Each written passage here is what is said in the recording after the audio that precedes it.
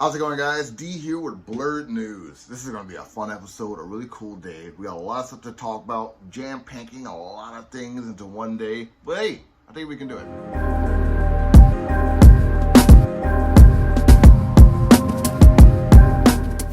First off, Jennifer Hudson wants to play the head of news inside the new Hercules film. And you know what? I get that. I understand why she wants this role. I understand why this role would be attractive to her because she played this character on a Disney cruise already. So she already has the character embodied inside of her. And who else will play a character like this? She already has an EGOT.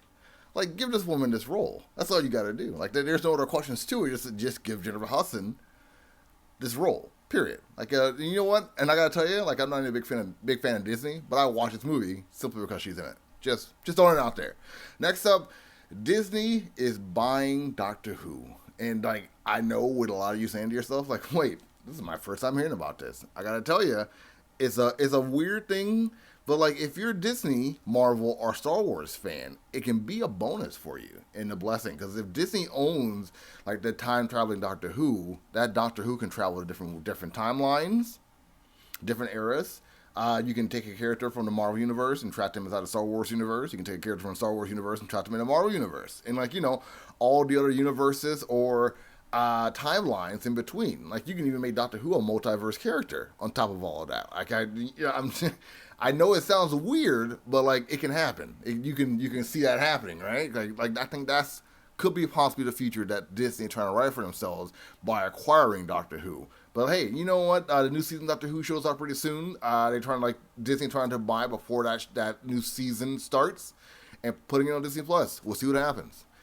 Next up, Marvel Zombies is rated TVMA. And you know what? With Disney doing so much when it comes to their TVMA shows like Daredevil and The Defenders and Jessica Jones, Luke Cage, all those shows possibly coming back to the Disney Plus and having the TVMA rating attached to it, I'm really interested in seeing how they're going to approach this Marvel Zombie, which is a spinoff of the What If series. How they're going to put those characters in those situations on Disney Plus while having the MCU being what it is. I feel just saying out loud to myself, I'm just thinking to myself, this is going to be how they're going to introduce Deadpool and other characters of those type of genres to an audience who probably is already older and used to seeing the MCU for the past 10 years or 16 years being the way that it is. The lead heroes in the show is going to be Shang-Chi, Kate Bishop, and Yelena, and the main antagonist is going to be Hawkeye, Scarlet Witch, and Bucky inside of this. Now, I haven't seen the What If Marvel Zombies episode, but apparently they got a lot of ties from those characters inside this show. Is it going to be a spinoff? Not entirely sure, but we'll find out. Next up, we got San Diego Comic-Con recap. This is going to be really fast, really quick. A lot of the highlights from what I've seen. Marvel won the show with all their great and larger-than-life shows and movies they're bringing out. The Multiverse Saga is what this is called. It's going to end with Secret Wars, Avengers film, and before that's going to be Kang the Conqueror. The Kang Dynasty is what they're calling it. But you got shows from Echo all the way down to X-Men 97 that are being premiered inside of this new saga that they got going on right now. But there's a lot of stuff happening, a lot of stuff recap. Star Wars, Star Trek kind of really sold the show for me, in my personal opinion, with Lower Decks and Strange New World coming back with the way that it is. You got 2 new shows, Sector 31 and Starfleet Academy coming out soon. I'm really excited for that.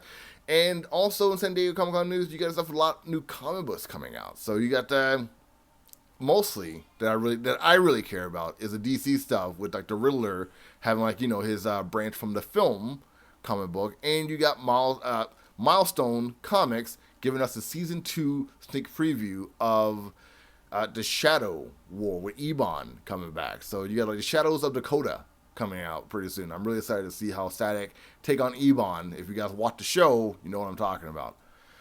All right, next up, we got Artist of the Day. Artist of the Day is Lutaya Michael, or Michael Lutaya on Instagram. Their work is very beautiful. It has a very oil style painting to it with a rainbow in each character. Each character has a hint of joy inside of their face.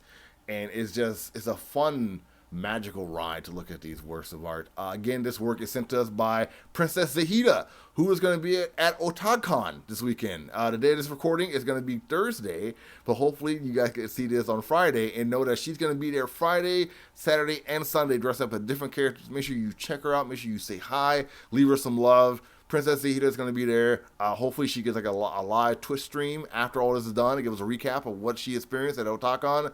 Hopefully it's going to be a good time. I'm really excited to see how she shows us what she does and doesn't do throughout the weekend of Otakon. And comic book of the day. Comic book of the day is Book of Shadows. It's a magical event from Valiant Comics.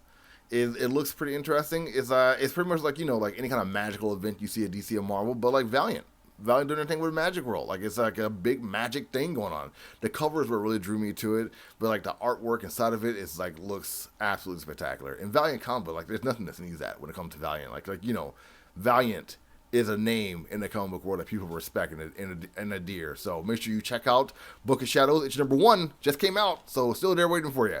And also, I want to take a chance to talk about a friend of mine. Billy Dunstan has a movie that's out called The Call. If you're a veteran, it can have like some strong and sensitive theme attached to it, but I watched it on YouTube. I'll leave a link for you guys on YouTube also, so you can give a look and see what you think of it as well. But Billy Chris, some great work. He really puts like a lot of his heart and soul into this project. I definitely say you check it out. Leave some love. Until next time, take it easy.